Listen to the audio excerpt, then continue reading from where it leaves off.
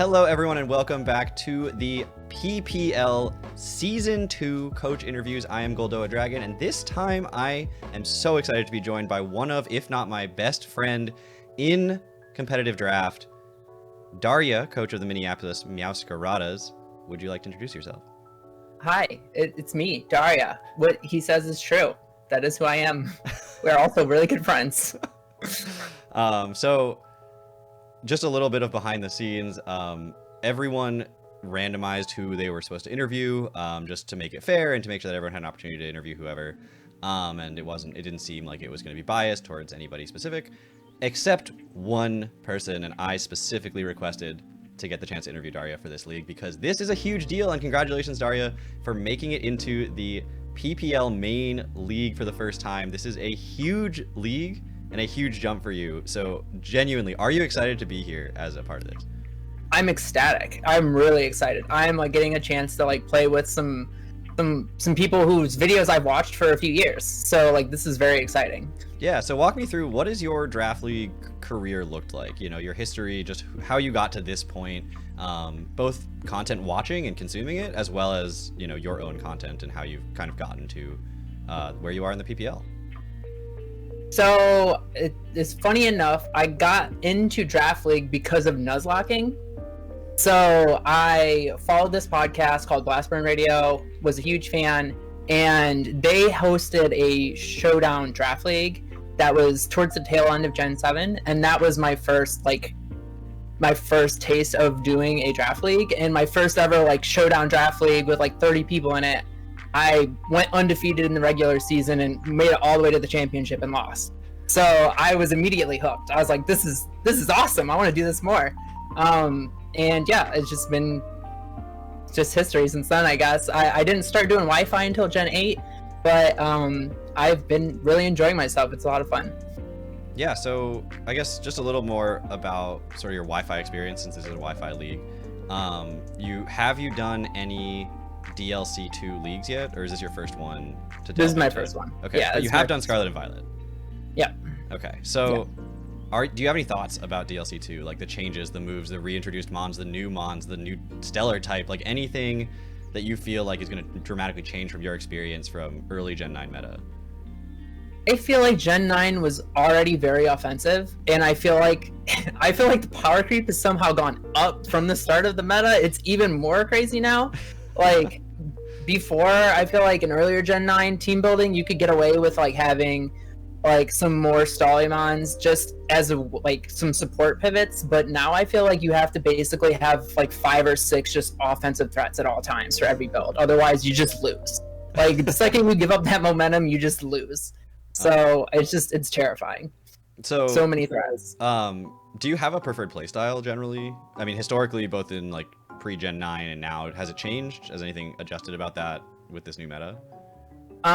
So I don't know if I could speak to like how my playstyle will have to change for this, but I know like historically I like to have a couple like really bulky like support mons that I can like go into, maybe set up some hazards, screens, whatever, some type of support, and it's going to be an adjustment now because I really feel like I can't do that. I have to just like, I have to apply pressure. I can't look at a line. I can't look at a matchup and say, how do I not lose to this? I have to look at a matchup and I have to say, all right, what is the most threatening thing I have against this team? And what can I do to like break through the things that are going to stop me? And just like purely offensive, like strategizing, which is not like something that I am used to, but it's really fun. So I'm here for it. Yeah. So how do you feel in Gen 9? Like, is Gen 9 a fun meta for you? Because considering it's so outside of your comfort zone. Yeah. No, it's been really fun. I did win one league in Gen 9 so far, and it was with like a Terra Haxorus and Frostmoth team. That was really fun, but I'm enjoying it. I think it's really fun. I think Terra is a phenomenal mechanic, and honestly, like in future generations, because their gimmick always changes. I'm gonna be really sad when Terra's not around. I think it's the best gimmick that they've had like since Mega Evolutions. You heard it here first, folks. That is going to be a hot take. I think from the interviews I've that's had, that's just my I opinion. agree with you. Now, I'm just going to throw that out there. I am on your side here. I think Terra is a fantastic mechanic, both in the sense of breathing new life into mons that would otherwise just be completely wiped under the rug with power creep, but also Exactly. for creativity and team building, it just gives you this really interesting additional mechanic and piece of hidden information that I think is just so cool that we haven't had before. But that said, it's not been the overall belief, I think, of Terra in the community. So get in the comments, everybody. Tell us what you think about Terra, because we're on the same side, but I'm always open to hearing alternative arguments.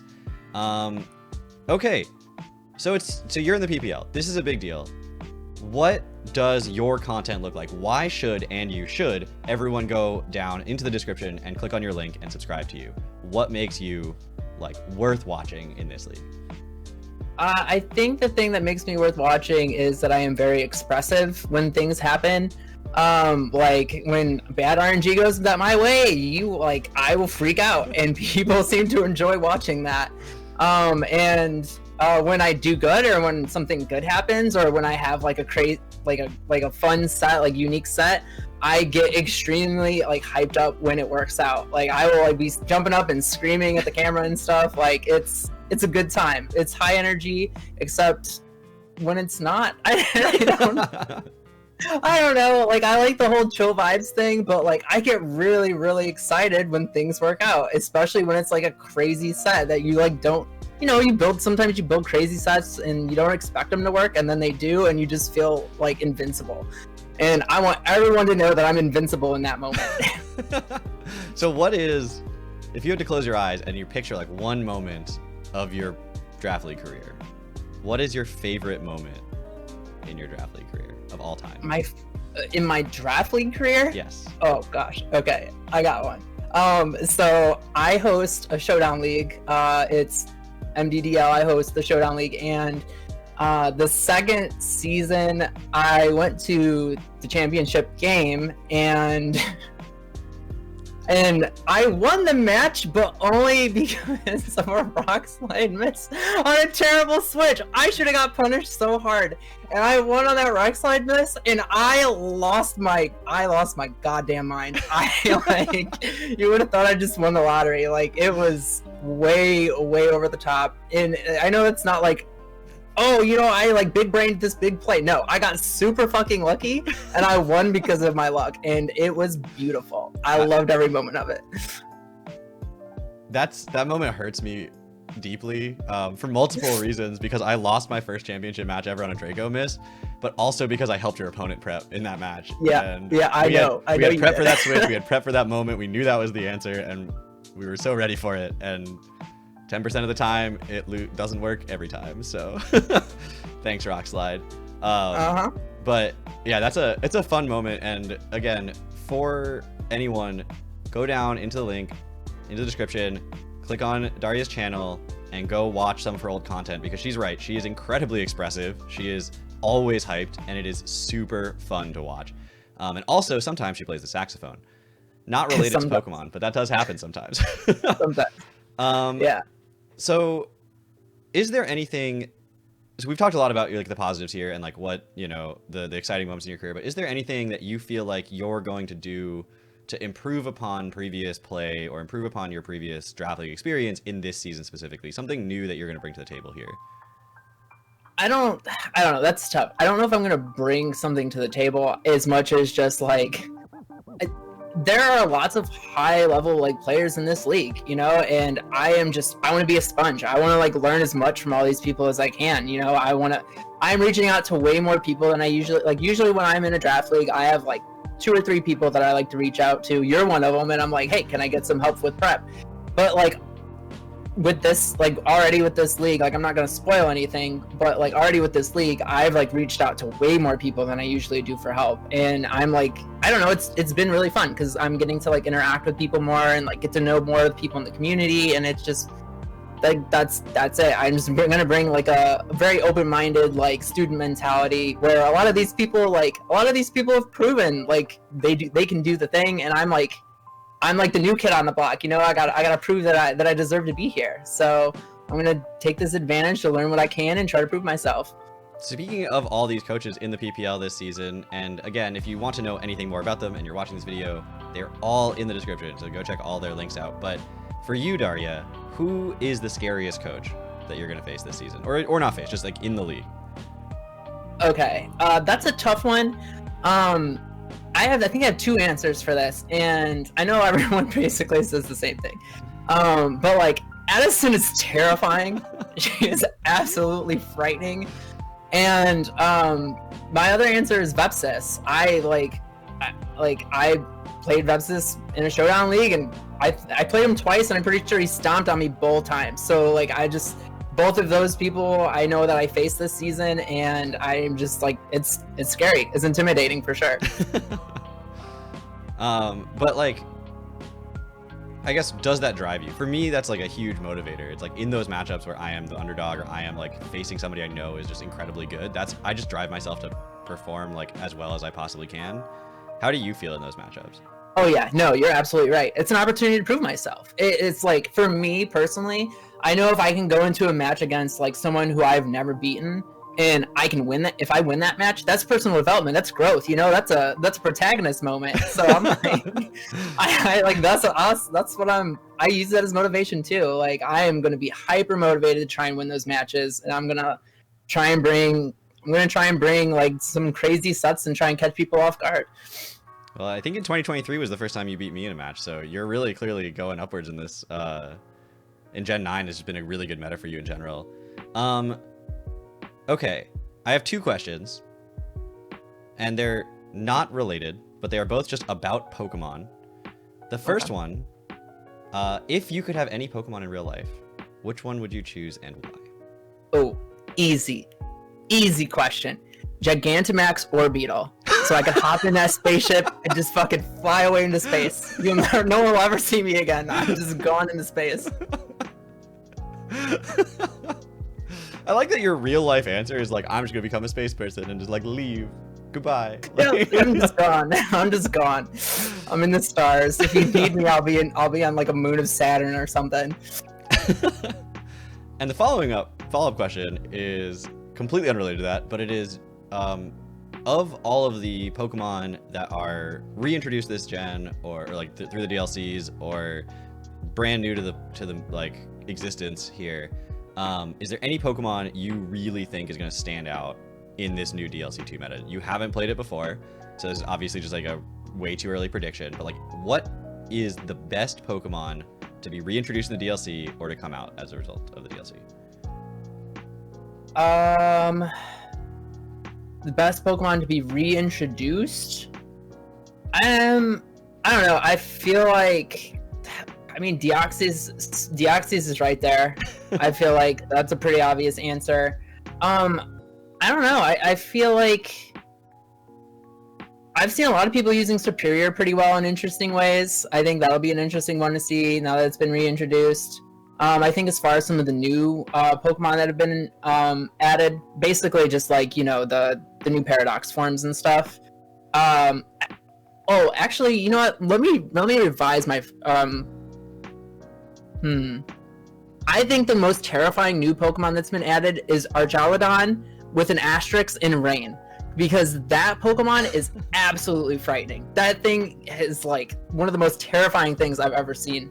Like, I hope that I get a chance to use that Pokemon in Rain. As like a huge like weather player, like I would love the opportunity to try that Pokemon out. That seems like such a fun time. Every part of that mon feels broken. Like, yeah, its ability, its typing, its move pool, like every single part of it just feels absurd. Yeah. And even not even about it, but the fact that Duraludon now gets to use an Eviolite is also makes it feel broken somehow. And is Legal Cup Little? What? Little Cup Legal? Legal Cup Little. Anyway, Legal Cup Little. We're gonna move on from that one. That just happened. Been doing a lot of interviews, y'all. Anyway, moving right along, is there anyone behind the scenes? This is sort of a big platform that we get the opportunity to put our names out on, put our faces out on, and it's your first time here. Is there anyone behind the scenes that you want to give a shout out to that you feel like deserves to be heard and known about on this platform? I mean, I guess I'll just like use this opportunity to like shout out to people that have like consistently helped me in prep for these leagues and stuff. You've been a huge help for me. You're not so behind the scenes right now, literally in front of the scenes or whatever. I don't know the right way to say that, but also my friend Josh, Finn, anybody from the TBL community knows who Finn is. Always a huge help, and I also think he subbed in for you in the PPL Bolt and Flare and actually won both of those games, I think. So yeah, he's pretty solid. Razorclaw's been helping me a lot lately, and Quincy has also helped me quite a bit. So I think those are the people that I'd like to shout out for the behind the scenes, I guess. And anyone not like specifically Pokemon like Draft League related, or anyone else that you just want to give a shout out to? This is your chance. I mean, just people in general. I'm more about like not specifically like front office, just like people in like the greater community or something. But in general is fine too. Whatever you feel like you want to shout someone out for. I got nothing. Great. I got nothing. So, as you all know, it's coming at the end of the season. Minneapolis Masqueradas, they're in finals. Unfortunately, crazy hacks happen. They lose finals. Who did you just lose to? Who is going to win the championship if it's not the Minneapolis Masqueradas? Addison. No hesitation. It's Straight to an answer. Yeah, 100%. She's on a different level right now. I feel like it's got to be Addison. That's my answer. Yep. There's a lot of confidence in that answer. A little bit too much confidence for someone who's actually in the league. I've been a Minneapolis Masqueradas fan since before it was the Minneapolis Masqueradas. So I'll be rooting for you this whole season. Everyone else in the comments, not in the comments, whatever. I always say chat, and I tried to pivot and it didn't work. I'm a streamer. We're here now. Anyway, everyone who's watching this at home, make sure you go subscribe to Darya and everybody else in the PPL. Besides the fact that there are like interviews with every single coach coming out, every single person in this community does their own thing. They do something unique, they do something interesting. It is worth watching them. You want to go check them out because you don't know who your favorite content creator is going to be until you've seen them. So go make sure you check them all out, enjoy their content, get into their communities. They're all phenomenal people. With that though, I've got one more question for you, and it is whatever you want to leave the Minneapolis Masquerada fans with, what is the message you're going to tell to the people this season? It's just, oh gosh, so much pressure on this. I don't know. I guess strap in, y'all. It's gonna be fucking crazy. You heard it here first, I think. It's gonna be a wild ride, and you're not gonna want to miss a minute of it. Thank you all so much for watching. That will do it for my interview here with, again, my best friend in the Pokemon community, Darya, coach of the Minneapolis Masqueradas. Sorry, I'm getting a little emotional because it's my last interview to do as well, so a little bit breaking the fourth wall, but this has been a really, really exciting experience for me as well. As an interviewer, I appreciate the PPL for giving me this opportunity, and I wish every coach the best of luck. And of course, I will be not so secretly helping Darya and rooting for her throughout the entire season. With that said, though, thank you all so much for watching. Take care, everybody. Bye.